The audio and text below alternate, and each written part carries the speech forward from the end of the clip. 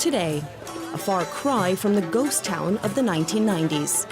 Western governments spent over $100 billion here since the ouster of the Taliban, but now the country's on the edge of a fiscal cliff.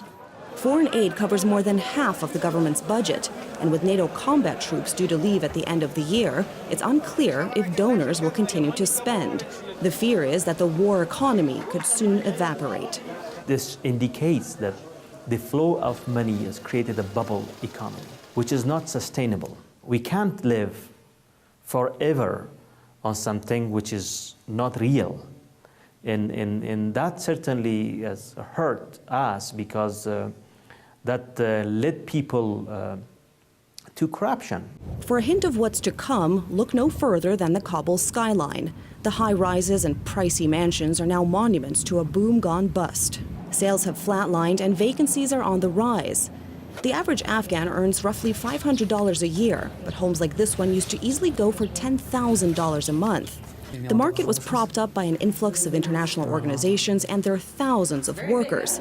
Now, countries are pulling out, and for real estate agents, the glory days are over.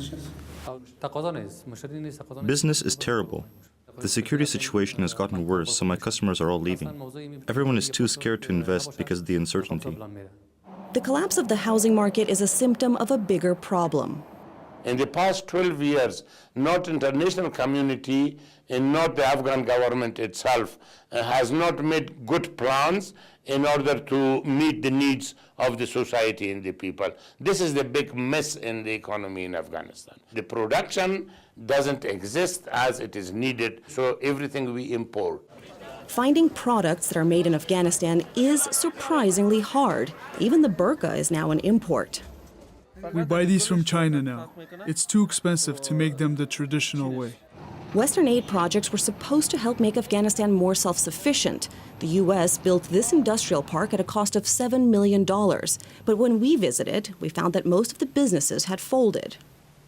These sewing machines were once used to make Afghan military and police uniforms paid for by NATO and the Americans. But this once thriving factory has been idle for 2 years now. The foreigners are leaving and the contracts have dried up. So have the jobs. This was one of the largest factories in Kabul. Now more than 1,000 of its employees are out of work. The paradox is that war both crippled Afghanistan's economy and almost entirely supported it. A boon for Afghan construction companies and trucking firms, but no more. NATO and the US forces spend more than $100 billion, even a fraction of it, falling into the Afghan economy was significant. And now that is disappearing, and with it a lot of businesses. A lot, but not all. At the Tabassum Processing Company, raisins from farms across the country are sorted, washed, and packed up for export. It's a picture of Afghan success. Most businessmen focused on contracts from foreigners and didn't build factories and things this country needs. If they had, the situation would be far better today.